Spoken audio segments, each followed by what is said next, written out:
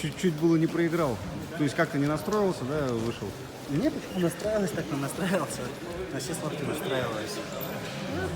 Просто он тоже мою борьбу знает. Мы постоянно боремся.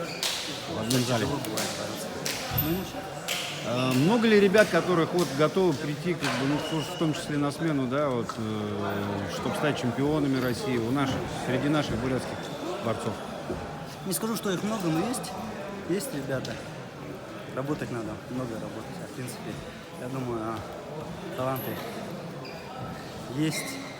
Были, наверное, и останутся. Какие перспективы у наших, как считаешь, вот, борцов на чемпионате России выступить? В принципе, перспективы хорошие. Я не буду говорить там конкретно или там за медали.